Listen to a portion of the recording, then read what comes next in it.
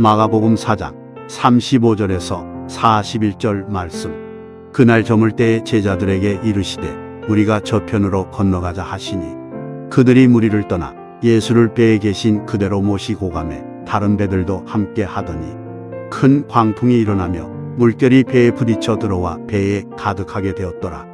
예수께서는 보물에서 베개를 베고 주무시더니 제자들이 깨우며 이르되 선생님이여 우리가 죽게 된 것을 돌보지 아니하시나이까 하니 예수께서 깨어 바람을 꾸짖으시며 바다더러 이르시되 잠잠하라 고요하라 하시니 바람이 그치고 아주 잔잔하여지더라. 이에 제자들에게 이르시되 어찌하여 이렇게 무서워하느냐 너희가 어찌 믿음이 없느냐 하시니 그들이 심히 두려워하여 서로 말하되 그가 누구이기에 바람과 바다도 순종하는가 하였더라. 아멘. 오늘 본문 중심으로 하나님이 요구하시는 믿음이라고 하는 주제로 오늘 말씀을 나누도록 하겠습니다. 오늘 본문에서 예수님은 씨 뿌리는 비유를 말씀하신 후에 그날 저녁 제자들에게 이르시지요. 얘들아, 오늘 우리가 저편으로 건너가자. 여기서 말씀하신 저편은 갈릴리 호수 동편에 있는 이 거라사, 이 거라사인들이 살고 있는 지방을 가리키신 것이지요. 예수님이 그곳으로 가시고자 하시는 이유는 그곳에서 하셔야 할 일이 있었기 때문이었습니다. 이에 제자들은 36절에서 보듯이 예수님을 그대로 모시고 출발했다고 했습니다. 그런데 오늘 우리가 함께 본문에서 읽어 알고 있듯이 출발한 지 얼마 되지 않아서 큰 광풍을 만나게 됐다는 겁니다. 배가 요동을 치면서 배에 물이 가득 차게 되었다고 했습니다. 사실 이 배 안에는 이 갈릴리 바다에서 예수님으로부터 이제 부름받기 이전에 어부로 잔뼈가 굵은 제자들이 여럿이 있었습니다. 손바닥을 들여다보듯이 이 갈릴리 호수를 훤히 알고 있는 어부들이 이 제자 가운데 있었다는 것이죠. 그 대표적인 인물이 바로 베드로 아니겠습니까? 그런데 이날 밤에 이들이 맞게 된 이 광풍 앞에서는 그 누구도 속수무책이었습니다. 다급한 제자들, 그제서야 예수님을 찾습니다. 사실 이 광풍이 오기 전에 그 누구 하나 예수님이 어디에 계신지, 뭘 하고 계신지 관심조차 갖지 않았던 것이죠. 그저 예수님이 가자 하니까 그래요? 그럼 가죠 뭐 하고 출발을 했단 말입니다. 그러나 누구 하나 예수님이 어디에 계신지, 배 어디에 계신지, 그리고 뭘 하시는지 관심조차 갖지 않았다는 것이지요. 큰 광풍을 맞고서야, 그제서야 예수님을 찾게 된 겁니다. 그때 예수님은 배의 뒷부분에서 주무시고 계셨다고 했습니다. 다급한 제자들, 예수님을 흔들어 깨우며 말하기를 선생님, 우리가 죽게 되었습니다. 우리가 망하게 되었습니다. 그런데 여기에서 이렇게 잠만 주무시고 계시면 어떻게 합니까? 왜 우리를 진작 돌보지 않으셨냐는 듯 원망을 터뜨리면서 예수님을 흔들어 깨웁니다. 이에 예수님은 39절의 말씀에서 보듯이 바람을 꾸짖으시며 바다더러 이르시되 잠잠하라, 고요하라 명하시니 바람이 그치고 아주 잔잔해졌더라 말씀하고 있습니다. 그리고 예수님은 제자들을 향해서 말씀하시지요. 40절입니다. 너희가 어찌하여 이렇게 무서워하느냐? 너희가 어찌 믿음이 없느냐? 하시니 제자들이 심히 두려워하여 이분이 누구이기에, 도대체 이분이 누구이기에 바람과 바다도 순종하는가 하였더라. 이게 오늘 본문의 내용입니다. 저는 오늘 이 본문의 내용을 가지고 하나님이 원하시는 믿음은 어떤 믿음일까? 라는 제목으로 말씀을 드리려고 합니다. 하나님이 원하시는 믿음. 왜요? 이 상황에서 제자들에게 요구하신 그 믿음이 오늘 이 시대 우리를 향해서도 요구하시는 믿음이기 때문입니다. 바라건대 오늘 말씀을 듣는 중에 하나님이 나에게 바라시고 원하시는 믿음이 과연 어떤 믿음일까 깨닫고 그 믿음으로 다시 한번 무장하는 은혜의 시간이 되실 수 있기를 주의 이름으로 축원합니다. 이에 먼저 우리가 주목해서 보아야 할 말씀이 하나 있습니다. 36절이에요. 36절을 보면 그대로 모시고 가매. 그대로 모시고 가매. 예수님께서 사역을 마치시고 제자들에게 우리가 갈릴리 호수 저편으로 우리가 건너가자. 그러니까 그래요? 뭐 가지요 뭐. 그리고는 그대로 모시고 갔다는 겁니다.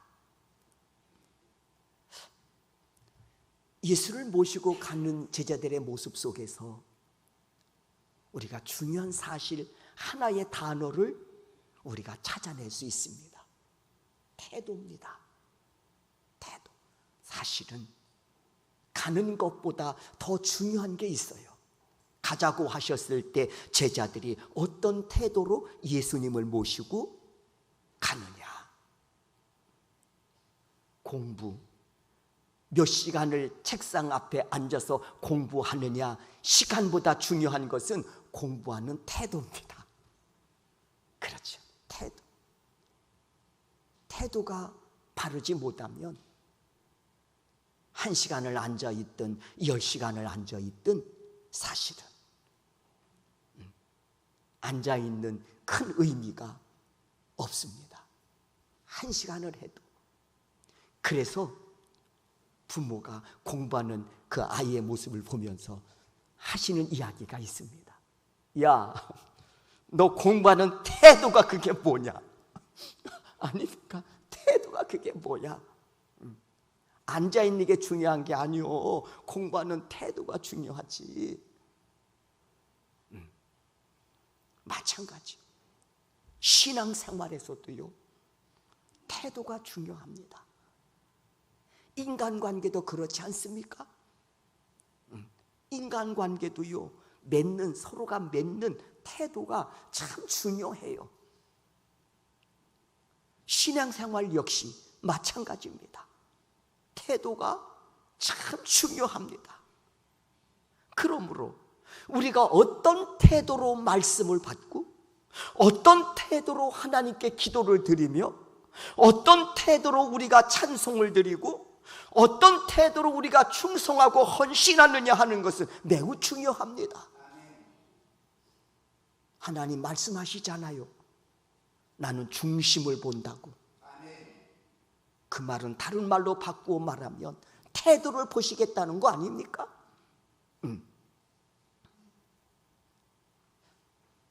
제가 지난번에 금연 심야인가 말씀을 한번 드렸던 기억이 있습니다마는 제가 어렸을 때 옆에서 우리 어머님께서 예배는 어떤 태도로 드려야 되는지를 저희 어머니께서 시청각 교재로 저에게 늘 보여주셨지요. 예배는 이렇게 드려야 돼 말씀을 하시진 않았지만 토요일날 주일을 맞이하시기 위해서 준비하는 어머니의 모습 속에서 예배는 이렇게 준비하고 예배는 이런 태도로 드려야 되는구나, 그렇게 제게 가르쳐 주셨습니다. 말씀이 아니라 삶의 모습을 통해서 말이에요. 시골에 어머니가 사셨단 말입니다. 뭐 그렇게 좋은 비싼 옷이 있으셨겠어요? 명품을 거치셨겠습니까? 70년대 말이에요. 시골에서 사시면서. 그렇지만 토요일이 되면 내일 입고 가실 옷을 미리 준비하십니다. 옷 중에서. 그래서 제일 좋은 옷을 미리 빨아가지고, 지금은 그때는 전기도 안 나왔으니까 인두로 옷을 이렇게 다리시면 저는 압니다. 아, 내일 예배 드릴 때 입고 가시려고 준비하시는구나. 그 다음엔 헌금이에요. 지금이야 찢어진 돈 보기 어렵지만 70년대 왜 그렇게 돈들이 나릇나릇 해가지고 성한 돈이 별로 없었던 것 같아요. 기억은 어디 한 끄통이 찢어나가거나 아니면은 돈을 접어가지고 각 돈을 각을 세워가지고 치마에다가 넣다가 그걸 또 찾으려면 또 주머니에서 한 바퀴 그러니까 그 돈이 종이가 남아나겠냐고. 그러니까 다 돈들이 이게 접었던 그곳이 그게 반쯤은 찢어졌어. 그러니까 토요일은 그 돈 창호지 1년에 한두 번씩 행사 치르잖아요.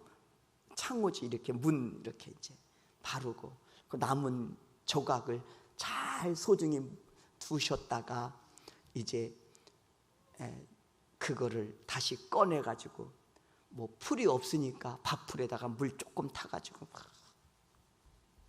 이렇게 이겨 가지고 그리고 그 창호지를 이렇게 잘라서 찢어진 데다가 돈을 이렇게 붙이시는 거예요.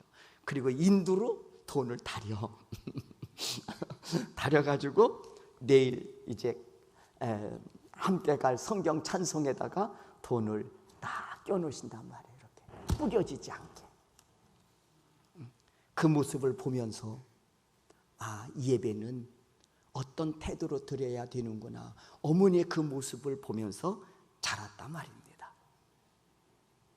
신앙생활. 인두로 다렸다고 해서 찢어진 돈을 붙였다고 해서 10원짜리가 20원 되는 거 아니지만 헌금을 드리는 자의 자세를 거기서 볼 수 있다는 것이죠. 인간의 관계도 태도가 중요하잖아요.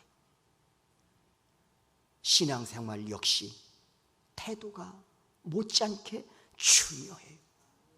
그러므로 말씀을 받는 태도, 하나님께 엎드려 기도하는 태도, 찬송을 부르는 자의 태도, 충성과 헌신하는 그 태도, 자세가 매우 중요하다는 것이죠. 더더욱 하나님이 우리의 중심을 보신다고 선언하셨기 때문에 오늘 본문에서도 제자들이 어떤 태도로 예수님을 모시고 갈릴리 바다를 건너 거라사 지방으로 가느냐 하는 것은 굉장히 중요합니다. 얘들아, 강 건너 거라사 지방으로 가자. 가시죠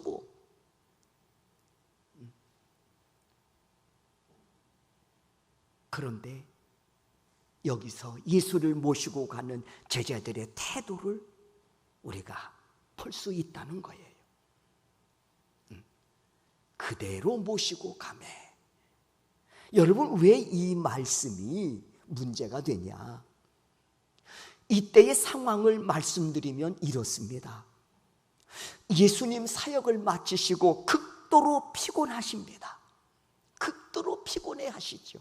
그런데 누구 하나 예수님에 관해서 관심을 갖지 않고 있다는 거예요. 피곤하든 말든 제자가 관심이 없어. 그냥 그대로. 어느 정도 관심이 없냐? 풍랑을 만났습니다. 그런데 예수님이 분명히 타신 것 같은데 어디 계신지 모르는 거야. 자신들이 죽을 지경에 이르니까 그때서야 예수님 어디 계셔? 광풍이 몰아치니까. 그런데 예수님, 이렇게 광풍이 몰아치는데도 얼마나 피곤하셨든지 주무시고 계신 거예요. 그런데 소위 제자라고 하는 자들이 그 누구 하나 예수님에게 관심을 갖고 그 곁에 돌보는 자가 한 사람도 없는 거야. 그러다가 자신들이 큰 광풍으로 어찌할 수 없는 위급한 상황이 닥치니까 그제서야 예수를 찾습니다. 그리고 주무시는 예수님을 흔들어 깨우면서 선생님, 우리가 죽게 되었습니다. 그런데 여기서 이렇게 잠만 주무시고 계시면 되겠습니까? 이렇게 제자들은 예수님을 향해서 원망을 터뜨리면서 무례하게 하소연을 쏟아냅니다. 이 모습이 예수님을 모시고 갈릴리 바다를 건너는 제자들의 태도입니다. 여러분, 이런 제자들의 태도를 보면서 어떤 생각이 드십니까? 여러분은 이 상황 속에서 예수님은 제자들을 향해서 이렇게 말씀하십니다. 40절이지요. 너희가 어찌하여 이렇게 무서워하느냐? 어찌하여 이렇게 무서워하냐? 여러분, 아이를 손잡고 가는데 강아지가 멍멍멍 하고 짖어. 그러니까 아이가 무서워 그래. 그러면은 뭐라고요? 괜찮아. 그 다음에 뭐가 있어요? 안 물어. 괜찮아. 안 무는데 왜 그렇게 무서워해? 안 무서워해도 돼. 그 말 아닙니까? 똑같은 말. 어찌 이렇게 무서워하느냐? 이 말씀의 뉘앙스는 뭔고 하니 두려워하지 않아도 되는데 왜 그렇게 무서워하냐? 이놈들아, 니들 믿음은 어디 갔어? 무서워하지 않아도 되는데 왜 무서워하냐? 지금 제자들은 우리는 이제 죽었다 난리가 난 거예요. 그러니까 무서워서 막 흔들어 깨우면서 예수님 죽게 됐습니다. 그랬더니 예수님께서 어찌하여 이렇게 무서워하느냐? 무서워하지 않아도 되는데, 그 말씀이지요. 왜 담대하지 못하고 바람과 풍랑을 보며 두려워하느냐? 그 말씀이에요. 그래서 정말 예수님은 두려워 떠는 제자들에게 이렇게 말씀하고 싶으셨을 겁니다. 내가 이 순간 여기서 너희와 함께하고 있는데 너희는 어찌하여 이렇게 무서워하느냐? 내가 너희와 함께하고 있는데 괜찮아 엄마 있잖아 그 얘기야. 엄마가 다 알아서 안전하게 널 지켜줄 텐데 왜 그래? 그 말씀. 내가 이 순간 여기서 너희와 함께하고 있는데 너희는 어찌하여 이렇게 무서워하느냐? 풍랑과 바람만 보이냐? 너희 곁에 너와 함께하고 있는, 너희 곁에서 너와 함께하고 있는, 왜 나를 못 보고 있느냐? 이렇게 안타까운 마음으로 예수님은 제자들에게 말씀하고 계신 겁니다. 그러므로 예수님께서 이 제자들에게 요구하시는 믿음은 어떤 믿음이었을까요? 이렇게 말씀드리고 싶어요. 나와 함께하고 계신 예수님이라는 거예요. 바람과 풍랑 속에서도 여전히 변함없으신 그 큰 사랑으로 나를 지키시며 나와 함께하고 계신 예수님, 이것을 믿는 믿음을 예수님은 요구하고 계신 겁니다. 이 사실을 믿는 사람들은 어떤 상황 속에서도요, 두려워하지 않고 담대합니다. 무서워 떨 시간이 있으면 그 시간 엎드려서 주님의 함께 하심의 능력을 구하겠지요.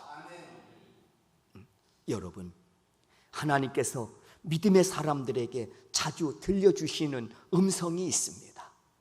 믿음의 사람들이 어려운 상황에 봉착해서 어떻게 하지? 할 때마다 공통분모로 주시는 말씀이 있지요. 그게 뭡니까? 내가 너와 함께 하리라. 그렇습니다.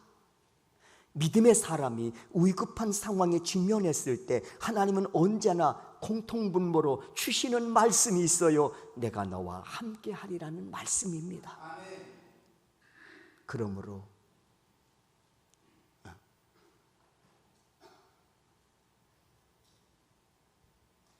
어떤 상황 속에서도 주 앞에 우리가 보여드려야 될 믿음은 이 순간에도 주님이 나와 함께하고 계심을 믿습니다 라는 고백인 줄로 믿습니다.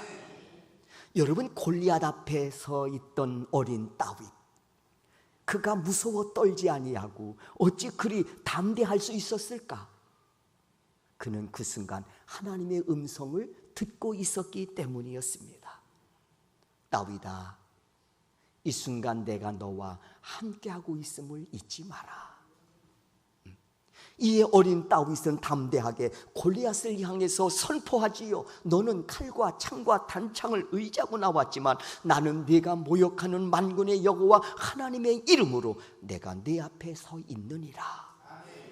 내가 믿는 하나님은 이 전투에서 믿음의 사람이 어떻게 승리하는지 너는 보게 될 것이다. 하나님은 다윗의 선포대로 그와 함께 하심으로 멋진 승리를 안겨주셨습니다. 그렇습니다, 여러분. 어린 다윗이 이렇게 담대하게 싸워 멋진 승리를 얻을 수 있었던 것은 하나님이 나와 함께 하신다고 하는 변치 않는 믿음이 있었기 때문이었습니다. 오늘 본문에서도 바람과 풍랑으로 인하여 무서워 떠는 제자들, 그들 역시 바람과 풍랑을 볼 것이 아니라 이 순간에도 나와 함께 계신 하나님을 보았더라면 그렇게 무서워 떨면서 우리가 죽게 되었는데 어떻게 주님은 여기서 주무시고만 계십니까? 라고 하는 그런 불신앙적인 이야기는 하지 않았을 겁니다. 예수님은 그 상황 속에서 이 순간에 나와 함께하고 계신 예수님, 이 신앙을 보시기를 원하셨을 겁니다. 그렇습니다. 그 예수님은 오늘도 이렇게 이와 같은 믿음을 우리에게 요구하고 계시다는 겁니다. 그 예수님께서 말씀하십니다. 마태복음 28장 20절이에요. 내가 세상 끝날까지 너희와 항상 함께 있으리라. 사랑하는 우리 소명교회 성도 여러분, 이 믿음으로 하나님을 기쁘게 드리는 이 시대의 진정한 믿음의 사람들이 되실 수 있기를 바랍니다.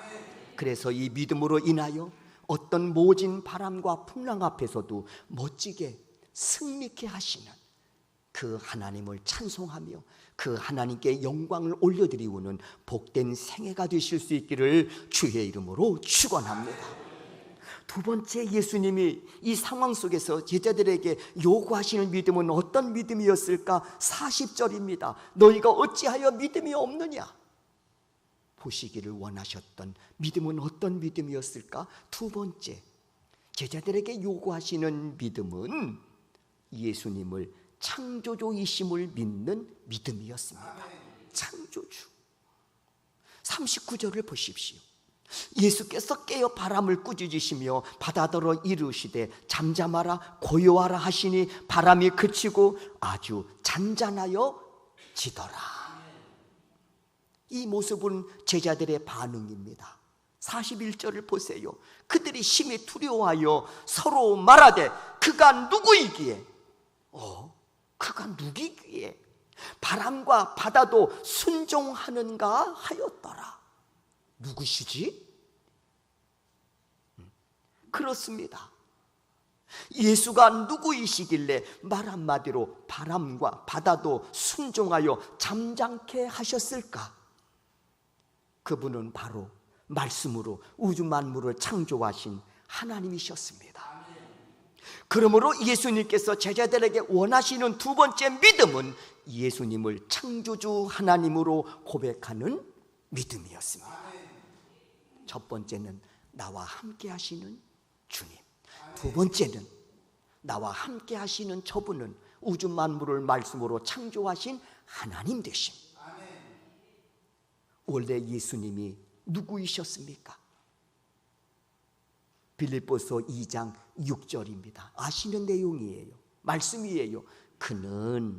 예수님은 근본 하나님의 본체시나 하나님과 동동됨을 취할 것으로 여기지 아니하시고 오히려 자기를 비워 종의 형체를 가지사 사람들과 같이 되셨고, 여러분들이 알고 계신 말씀이잖아요.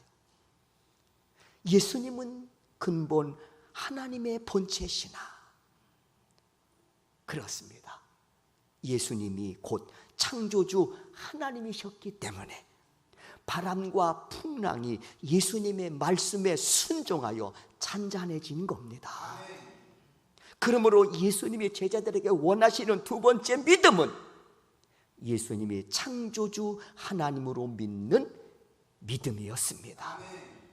그래서 예수님은 물이 변하여 포도주 되게 하셨고 거친 풍랑도 잔잔케 하셨고 물고기 2마리와 보리떡 5개로 5,000명을 먹이시고도 12광주리를 남게 하시는 능력을 보여주셨을 뿐만 아니라 죽은 나사로도 살리신 것입니다.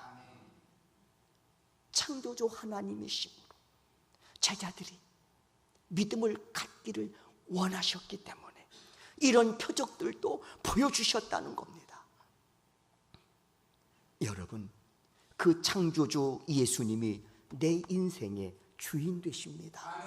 그 창조주 예수님이 내 인생의 선한 목자가 되어 주셔서 오늘 여기까지 인도해 주신 줄로 믿습니다.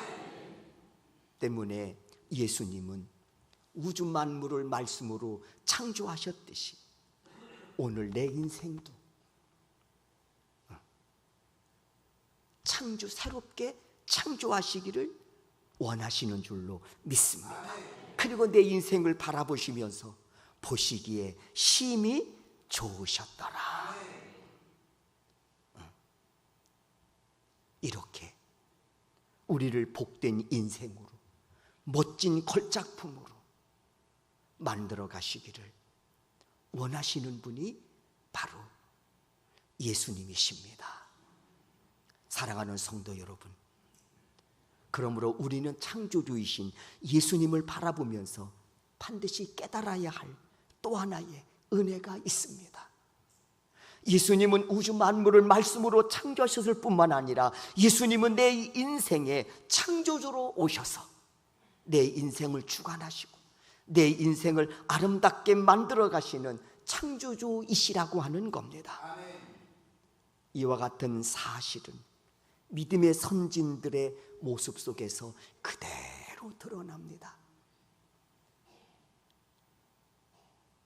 요셉, 하나님께서 그 인생을 새롭게 설계하시고 그리고 멋진 인생으로 그를 세우시어 영광 받으시지 않았습니까? 그 인생을 창조하신 거예요. 요셉은 노예였습니다. 억울한 누명을 쓰고 죄인이었습니다. 그런데 창조주 하나님은 그 인생을 설계하시고 멋진 걸작품으로 그를 만드셔서 영광 받아 주셨습니다. 뿐만 아니라 하나님은 다윗의 인생도 주관하셔서 그 인생을 설계하시고 아름다운 걸작품으로 최고의 멋진 완성품을 만드심으로써 하나님이 영광 받아 주셨습니다. 그들의 인생의 배후에는 창조주이신 하나님께서 그들의 인생을 주관하셨다고 하는 사실입니다. 그리고 오늘 그 은혜가 오늘 우리 인생 가운데에서도 임하고 있다는 사실입니다. 그 증거가 바로 이 순간, 이 시간, 이 자리에 나와 창조주 하나님께 예배를 드리고 있다는 것 아니겠습니까? 사랑하는 성도 여러분, 오늘 본문을 통해서 예수님이 나에게 요구하시는 믿음, 그 예수님 오늘도 우리와 함께 하시며 내 인생을 설계하시고 최고의 걸작품으로 만들어 가시기 위해 그 창조의 손길이 지금도 분주하게 움직이고 계시다고 하는 이 사실을 우리가 놓치지 않기를 주의 이름으로 축원합니다. 나와 함께 하시는 주님, 내 인생을 멋지게 설계하시고 내 인생을 멋지게 걸작품으로 만들어 가심에 있어 변하지 않는 금 같은 믿음을 사용해 주십시오. 이 아름다운 고백이 여러분의 입술을 통해 선포되게 하시고 그 믿음대로 역사하시는 주님을 만나는 복된 생애가 되시기를 주의 이름으로 축원합니다. 나의 평생에 단 한 가지